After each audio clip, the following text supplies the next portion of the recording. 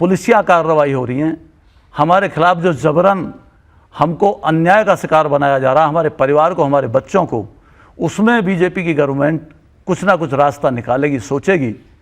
तो बच्चों के सामने सेक्रीफाइस कर सकता है एक बाप, एक भाई, एक बहन।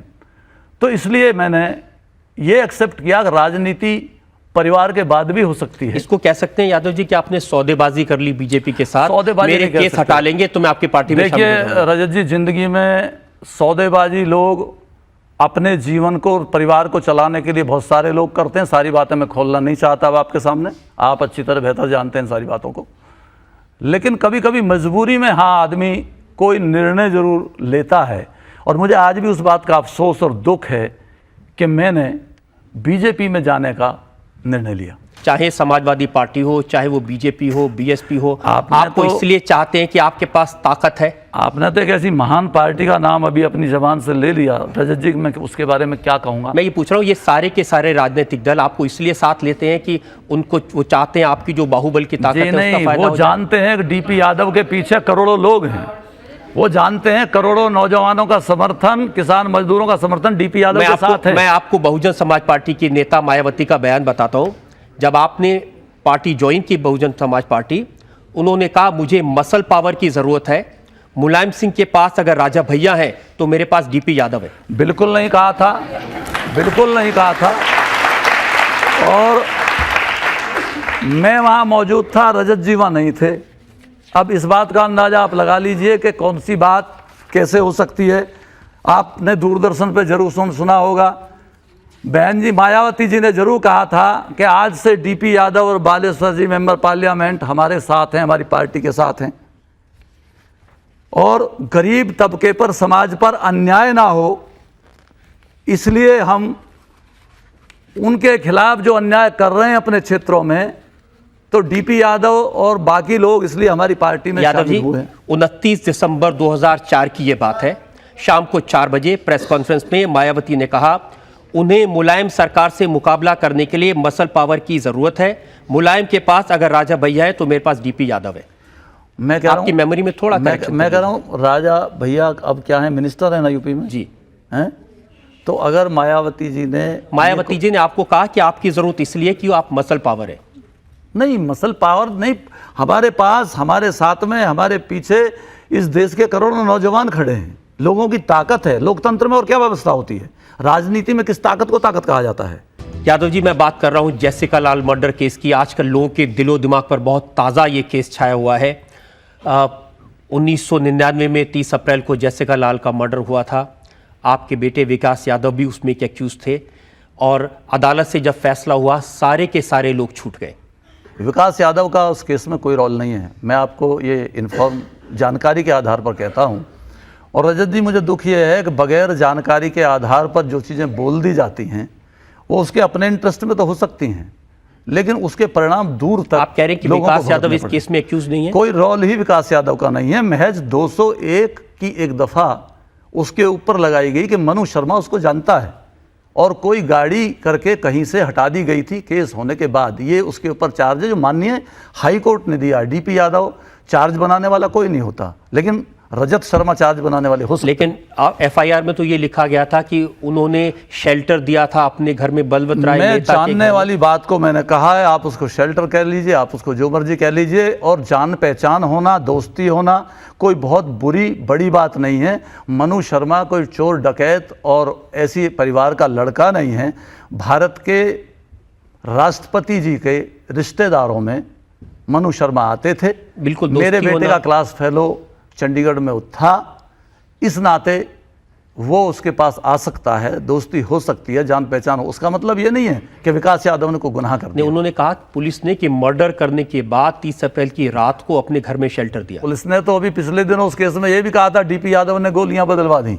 मेरा दावा है, मैं दावे के साथ और आप लोगों के सामने इस बात को अपनी जबान से कहना चाहता हूं, अगर उस केस के किसी भी एक व्यक्ति को, एक गवाह को डीपी यादव जानता हो या कभी मिला हो, तो सजा तजवीज आप कर देना, भुगतने के लिए मैं तैयार रहूंगा। यादव जी, ये सच्चाई नहीं है कि जब आपके बेटे को पुलिस के सामने सरेंडर किया 19 दिन के बाद में, तो पहले उन्होंने इम्फाल की अदालत से अपनी एक अग्रिम जमानत करवा ली थी? पुलिस से और पुलिसिया कार्रवाई से कौन नहीं डरता है। उसको पूछा गया, वो जहां बिजनेस करता था, जहां रहता था, वहां से एक न्यायालय से वो अपनी अग्रिम जमानत लेकर के आ गया। इसमें कौन सा गुनाह है? अग्रिम जमानत तो इस दिल्ली में सैकड़ों होती हैं रोज। लेकिन चूंकि वो डीपी यादव का बेटा, हमको यही तो सजा मिल रही है आज तक कि वो डीपी यादव का बेटा है, इसलिए उसने क्यों अग्रिम जमानत ले ली। बाकी तो रजत शर्मा पे केस हो जाए तो परसों 3 जमानत आ जाएंगी, और किसी पे केस हो जाए तो 4 जमानत लेके आ जाएंगे। तो इस बात का तो कोई गुनाह नहीं है कि वो मेरा बेटा है। मैंने तो जिंदगी में हमेशा लोगों की सेवा की है। यादव जी, आपके बेटे के ऊपर ये कोई पहली बार इल्जाम नहीं लगा था, इसके पहले भी उसके ऊपर मर्डर का केस 19 साल की उम्र में लग चुका है? जी नहीं, ये केस की नामजदगी तब हुई थी जब उत्तर प्रदेश में भारतीय जनता पार्टी की सरकार थी। जब मेरे ऊपर केस बनाया गया था तो उसके ऊपर भी केस बनाया गया था। लड़के देवेंद्र का मर्डर का मैं कह तो रहा हूं कि ये केस, लेकिन ये उसी सरकार द्वारा फिर ये केस वापस लिया गया, क्योंकि गलत फहमी में और गलत ढंग से उसकी नामजदगी की गई थी, इसलिए सरकार ने उस केस को वापस लिया। मैं किसी न्यायालय में केस नहीं चला, सरकार ने अपनी गलती का एहसास करके उस केस को वापस लिया। जेसिका लाल केस में पब्लिक ओपिनियन अगर आप देखें, जनता के राय आप देखें, तो ये सच लोग मानते हैं कि बहुत सारे गवाहों को प्रभावित करके उनको बदलवा दिया गया। रजत जी, कौन बनाता है राय? राय आप लोग बनाते हैं। मेरे आपसे निवेदन है, न्याय को मोमबत्तियों की मध्यम रोशनी में देखने की कोशिश मत करो। यादव जी, आज आपके पास पूरा मौका है, राय बना लीजिए। सूर्य की रोशनी में देखने की कोशिश करो, क्योंकि आप लोग जो कुछ बोलते हैं वो पूरे देश के करोड़ों लोग देखते हैं, उसका असर करोड़ों लोगों के जनमानस पर जाता है। मैं नहीं जानता आपका उद्घोषक अभी डीपी यादव को बाहुबली कह रहा था। बाहुबली तो हनुमान को कहा जाता है, हम तो उनके पैरों की धूल भी नहीं है। तो ऐसे शब्दों का प्रयोग लोगों के लिए करने से पहले आप लोगों को सोचना चाहिए। यादव जी, आप उत्तर प्रदेश में कहीं भी चले जाएं, आपको बाहुबली कह के पुकारा जाता है, नहीं पुकारना चाहिए, माफिया कह के पुकारा जाता है, आपको मर्डरर कह के पुकारा जाता है। हम तो तब भी अच्छे शब्दों का इस्तेमाल कर रहे हैं। यूं तो मैं आपको मीडिया का माफिया कह के पुकार सकता हूं। आप जरूर कह सकते हो, कोई आपका बहुत स्वागत है, जरूर कहिए। ऐसे मीडिया में बहुत सारे लोग हैं। अभी एक मीडिया ने, उसका मैं नाम लेना नहीं चाहता, राष्ट्रपति जी को एसएमएस, एक ऐसी प्रक्रिया है जिससे करोड़ों रुपया एक लोग कमाते हैं एसएमएस द्वारा। एसएमएस का एक रेट है, आप लोग करते हैं एसएमएस, 2 लाख एसएमएस लेकर के राष्ट्रपति के। तो आपको पता उस मीडिया वाले को कितनी इनकम हुई? आम आदमी बेचारा जानता नहीं। लगता है बहुत तकलीफ आपको मीडिया से। जो असलियत है, दिक्कत उन लोगों को है जिन लोगों के बारे में कहा जाता है। आप कुछ पूछना चाहते हैं? जैसे आपको माइक्रोफोन, जैसे एक मिनट हमको पूछना, जैसे कि madam Yadav ji, media SMS से कितना भी करोड़ रुपया कमाए, उससे पब्लिक का कोई नुकसान तो नहीं हो रहा ना। हम अपने शौक से उनको एसएमएस मैं कह रहा हूं, मीडिया जहां वो हमारी अपनी पर्सनल है कि हम उन्हें मैसेज भेज रहे हैं। That is not personal. नहीं नहीं, ये हमारा पर्सनल नहीं है। हमारे 2 रुपए खर्च हो रहे हैं या 6 रुपए खर्च हो रहे हैं, हमारा पर्सनल मैटर है। ये इस गरीब की जेब से जा रहा है। ये किसी का मर्डर या खून नहीं कर रहे हैं, ये किसी को कोई तकलीफ नहीं दे रहे। ये इस नौजवान की जेब से जा रहा है। नौजवान इस तरह में रजत शर्मा जी किस तरीके से पैसा कमा रहे, किसी गलत तरीके से तो नहीं कमा रहे। वो वहाँ मैसेज देते हैं कि आप यहाँ पर हमें एसएमएस कीजिए, हमारी मर्जी, हमने एसएमएस करें या ना करें। ये सबसे बड़ा गलत तरीका, मैं इसे माफियागर्दी कहूंगा, मीडिया की माफियागर्दी। यादव जी, आप कह रहे हैं आम आदमी को शोषण करने का काम करते हैं। यादव जी, वो ये कह रही है कि जबरदस्ती तो कम से कम कोई मीडिया नहीं ले रहा है, आपकी तरह किडनैपिंग करके पैसा तो नहीं कमा रहे जी। एक भी केस में चैलेंज करके कहता हूं सारे देश के लोगों को, डीपी यादव के खिलाफ एक भी किडनैपिंग का केस हो, मेरे सामने लोगों को लाइए ना। आप अकेले अकेले इंटरव्यू करके क्या सिद्ध करना चाहते हैं? आप बुलाइए, किसी पुलिस ऑफिसर को बुलाना चाहिए था, गाजियाबाद के एसएसपी को बुलाना चाहिए था, किसी और आदमी को जो मेरे खिलाफ प्रूफ दे सकता हो, कह सकता हो, उसको बुलाना चाहिए था। मैं आपको दिल्ली के पुलिस कमिश्नर के पॉल का बयान दिखाता हूं। के पॉल दिल्ली के पुलिस कमिश्नर है, उनसे बड़ा तो पुलिस अफसर कोई नहीं हो सकता। जी, मीडिया उन्होंने कहा कि जेसिका लाल मर्डर केस में अभियुक्त और अधिकारियों के बीच साजिश साफ दिखती है। अच्छा, किसी अधिकारी के बारे में आपने सवाल उठाया?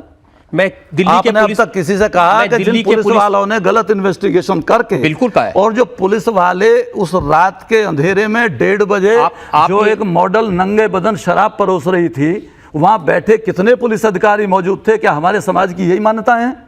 क्या हम इसी गौरवमयी इतिहास को दोहराना चाहते हैं? क्या हमारे देश ऋषि और फकीरों की यही दुनिया है कि रात के 1:30 बजे एक मॉडल ऐसे लोगों को शराब परोसे कि जो लोग बड़े बड़े अधिकारी हैं, बड़े बड़े लोग हैं? यादव जी, हमारे देश की ये परंपरा है कि आपका बेटा उस पार्टी में रहे और उन लोगों के साथ रहे जो शराब न परोसने पर उसको गोली मार दे। जी, मेरा कसूर था? मेरा बेटा वहां मौजूद ही नहीं था, और मुझे तकलीफ इसी बात की है क्या उन पुलिस वालों के नाम आप लोग क्यों नहीं खोलते जो वहाँ बैठे हुए थे? जिस लड़की के बारे में आप ये कह रहे हैं, क्यों नहीं पूछते हैं कि भाई कौन कौन लोग थे, उन्हें गवाह क्यों नहीं बनाया गया? जिस लड़की के बारे में आप ये कह रहे हैं कि वो शराब परोस रही थी, जो जिसके लोग बारे में आप रेस्टोरेंट में रात को 1:30 बजे शराब पिला रहे थे, जिनका रेस्टोरेंट था, उनकी मालकिन और मालिक को अभियुक्त क्यों नहीं बनाया जाता? क्यों उनसे नहीं पूछा जाता? यादव जी सिर्फ इतना बता दीजिए, वो लड़की शराब पिला रही थी या कुछ भी कर रही थी, किसको हक था उसकी हत्या करने का? आपने मालिनी रवानी का एविडेंस पढ़ा? मैं आपसे पूछ रहा हूं, हत्या करने का अधिकार किसने दिया? अगर जेसिका का केस लगाते हैं तो आपने मालिनी रवानी का एविडेंस मुझे बता दीजिए। मैं जानता हूं, अगर वो लड़की वहां पर कुछ भी कर रही थी, उसकी हत्या करने का अधिकार किसने दिया? बीना रवानी ने स्टेटमेंट दिया, मनु शर्मा सामने खड़ा था, he is not that person. Malini Rawani जो रेस्टोरेंट की मालिक है, क्या कहना चाहेंगे? एक मिनट, हाँ, बस आप पूछना चाहते हैं, पूछिए। हाँ। एक तरफ आप मीडिया की बुराई कर रहे हैं कि मीडिया इसका फेवर करता है, हो सकता है उस टाइम उस बात में मीडिया आपका फेवर कर रहा है और मालिनी रवानी आपकी फेवर कर रही हो? नहीं, हमारे फेवर का तो सवाल नहीं, हम तो उसमें कुछ है ही नहीं, हमारा तो कोई रोल नहीं है। मैं तो ये कह रहा हूं कि मीडिया को, आपका रोल सिर्फ इतना है कि जिस लड़की की हत्या हुई, आप उसके मौत के 7 साल बाद उस पर घिनौने इल्जाम लगा। नहीं, मैं घिनौना इल्जाम नहीं लगा, बिल्कुल खराब बात कर रहे हैं। मैं तो एक व्यवस्था की बात कर रहा हूं, व्यवस्था। और आप आज उसके ऊपर ये इल्जाम लगा रहे हैं वो शराब परोसना कोई अपराध नहीं है। ये सवाल आपसे है मेरा, ये सवाल मेरा आपसे है। जी, आपसे है। जी, आप पूछे। आपका ग्रज जो है जेसिका लाल के अगेंस्ट है, बल्कि होना चाहिए एक्यूज्ड या जिन पे आरोप लगाया जा रहा है उनके प्रति होना चाहिए। तो ये क्या बताता है आपके बारे में? आपका जो भी ग्रज है वो जिस गलत तरीके से शराब बेच रही थी, ये ग्रज जो कि विक्टिम है उसके प्रति है, लेकिन जो लोग एक्यूज्ड हैं या पब्लिक जिनको एक्यूज मानती है उनके प्रति कुछ नहीं है। मैंने व्यवस्था पे सवाल किया है। नहीं, व्यवस्था पे सवाल नहीं किया आपने। के खिलाफ मैडम न्यायालय निर्णय दे चुका है, मेरा आप न्यायालय से ऊपर नहीं है। नहीं, आपका एक सेंटेंस भी अक्यूज्ड के अगेंस्ट नहीं था। तो मुझे कुछ कहना नहीं है। Your grudge was against Jessica Lall. Yadav ji, उनका सीधा सवाल ये है, आप जो कुछ बोल रहे हैं उससे ऐसा लगता है आप उनके साथ खड़े जो अभियुक्त है। नहीं रजत जी, मैं न्यायालय की अवमानना नहीं कर सकता। आप उनके खिलाफ है जो मरे हैं। न्यायालय ने निर्णय दिया है, मैं उसके ऊपर क्या कह सकता हूँ? हम तो पैरवी हमेशा उन लोगों की करते हैं जो मजबूती के साथ अधिकारों की बात को, नौजवान की बात को, किसान और मजदूर की बात को आगे रखने का काम। अभी तो आप उनकी पैरवी करते नजर आ रहे हैं जो लोग मर्डर करते हैं, जो माफिया होते हैं। मैंने अभी चैलेंज किया आपको रजत जी, एक भी व्यक्ति, एक भी गवाह अगर ये कह दे डीपी यादव कभी उससे मिला है या कभी फोन किया या कभी बात की है, तो सजा मैंने तो कहा आप तजवीज़ कर देना, मैं भुगतने के लिए तैयार हूँ।